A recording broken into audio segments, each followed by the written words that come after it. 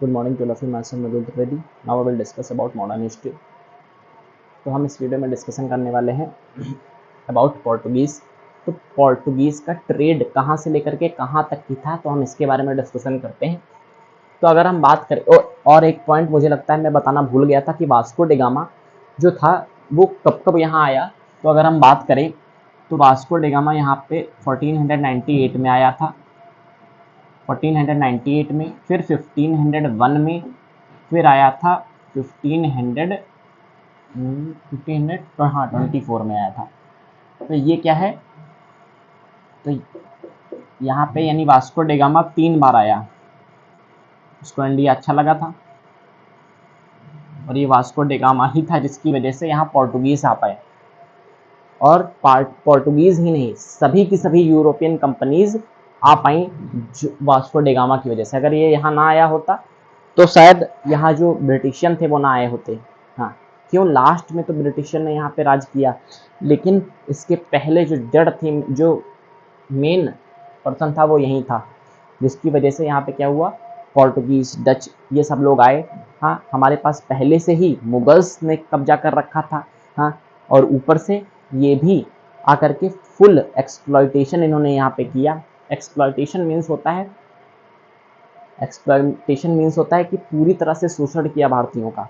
हाँ, क्यों, क्योंकि वो लोग यहाँ के तो थे नहीं, तो फिर यहाँ के लोगों से उनको कोई भी तरह का, हम कह सकते हैं, हमदर्दी नहीं थी। तो फिर क्या होता था कि वो यहाँ के लोगों का फुल एक्सप्लॉयटेशन करते थे, जितना ज़्यादा से ज़्यादा हो सकता था प्रॉफिट लेने का प्रयास करते थे, ज़्यादा से ज़्यादा जितना प्रॉफिट हो सके।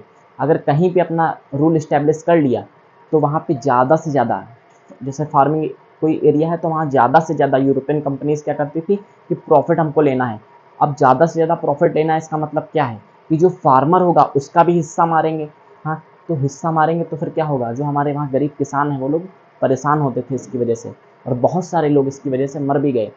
क्यों, क्योंकि इनकी पॉलिसीज जो थी वो अपने लिए तो प्रॉफिट था लेकिन सामने वाले के लिए कुछ नहीं, तो कहीं ना कहीं ये अच्छी बात नहीं थी। तो 1524 में क्या होता है, वास्को डी गामा चलता है फिर से इंडिया के लिए, लेकिन रास्ते में ही कोचिन में क्या होता है, इसकी डेथ हो जाती है वास्को डी गामा की। फिर क्या है, फिर यहाँ पे ये होता है कि अब हम देखते हैं ट्रेड पॉलिसीज़ के बारे में। हमने अभी तक की बात करी किसके बारे में, अभी तक की हमने बात करी कि पोर्टुगीज़ यहाँ पे एंटर कैसे हुए, क्या उनकी टाइमलाइन थी, किस, हमने ये देखा कि टिल 1600 ये यहाँ पे रहे। लेकिन अब हम इसके बारे में बात नहीं करेंगे कि यहाँ पे कब तक वो रहे। अब हम ये डिस्कशन करेंगे कि जो पोर्टुगीज़ हैं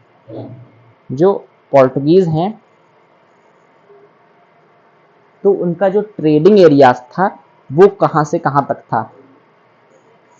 फुल ट्रेडिंग एरिया तो होगा नहीं पूरे इंडिया में, क्यों, क्योंकि पूरी जगह पे वो पहुंच ही नहीं पाए थे हर जगह। तो हम देखते हैं इनका क्या ट्रेडिंग एरिया रहा। तो अगर हम बात करें ट्रेडिंग एरिया की, तो अगर हम देखें तो यहाँ पे ये लोग करते क्या थे कि सेल गुड्स क्या करते थे, सेल करते थे, गुड्स क्या करते थे यहाँ पे सेल करते थे यूरोप में। तो ये क्या करते थे, यूरोप में क्या करते थे, गुड्स को सेल करते थे।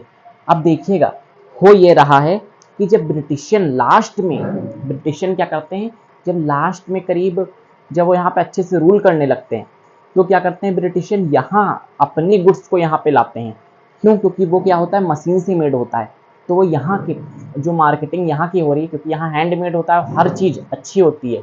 हाँ, वहाँ जो फॉरेन कंट्रीज़ हैं उनकी अगर हम क्या करें, कंपैरिजन करें, तो उस समय हर चीज़ यहाँ की अच्छी होती थी, बेटर होती थी। क्यों, यहाँ का जो टेक्सटाइल था वर्ल्ड फेमस था उस समय। तो यहाँ पे उस समय क्या हो रहा है, पोर्टुगीज के टाइम पे यहाँ की चीज़ें उठा करके वहाँ बेचते थे, क्योंकि वहाँ पे मसाले वगैरह या कॉटन, ये सब चीज़ें बहुत ही कम मात्रा में पाई जाती थी। तो यहाँ के गुड्स उठा करके बेचते थे कहाँ पे, यूरोप में। और क्या करते थे, यूरोपियन से पैसा उठाते थे, मतलब प्रॉफिट उठाते थे। प्लस प्रॉफिट कहाँ कहाँ से गेन करते थे, यानी प्रॉफिट वहाँ से भी गेन कर रहे हैं, कहाँ से, यूरोप से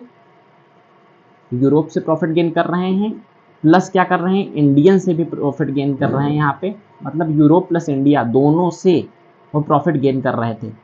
कौन, जो भी यहाँ यूरोपियन कंपनीज आई उन सब ने यही किया। तो क्या किया, अब वो उस समय यहाँ पे गुड्स यहाँ के क्या कर रहे हैं, वहाँ बेच रहे हैं। तो अगर हम बात करें इंडिया की, तो इनका कहाँ कहाँ तक की ट्रेड फैला, तो अगर हम बात करते हैं तो वैसे वो वहाँ मैंने बनाया है, लेकिन यहाँ पे फिर से देख लीजिए। तो इस रीजन में क्या हो रहा है, दीव एक एरिया है, ये यहाँ पे क्या हुआ, इन्होंने अपनी जो बिजनेस था उसको स्प्रेड किया। फिर अगर हम बात करें तो इधर साइड में, जब अगर हम ये बात करें पूरा बंगाल साइड में, इधर साइड में क्या किया, इन्होंने अपना ट्रेड क्या किया, स्प्रेड किया। पोर्टुगीज का ट्रेड यहाँ पे भी स्प्रेड हुआ। फिर इधर साइड का एरिया मालाबार रीजन, जिसको हम आज मलयालम जो डिस्ट्रिक्ट है, तो उसके अंडर में जो रीजन आता है, तो वो कौन सा उस समय रीजन क्या कहा जाता था, वो रीजन तो मालाबार रीजन कहा जाता था उस समय। तो मालाबार रीजन पे यहाँ पे क्या हुआ, जो पोर्टुगीज है उन्होंने अपना ट्रेड स्प्रेड किया।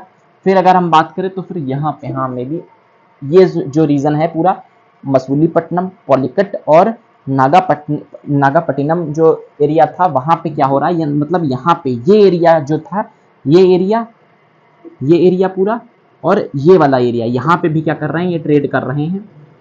तो जो पोर्टुगीज का ट्रेडिंग एरियाज थे वो कौन कौन से थे, तो अगर हम बात करें तो बंगाल साइड का कुछ एरिया था और इधर साइड का कुछ एरिया था, और कौन सा इंडिया का रीजन था, तो अगर हम बात करें तो मालाबार रीजन, जिसको आज हम मलयालम डिस्ट्रिक्ट जो है उसमें ये रीजन आता है। और दीव साइड में भी क्या था, हाँ इनका कब्जा था। और यहाँ पे कुछ यहाँ पे भी जो रीजन था वो इनका ट्रेडिंग एरिया हुआ करता था।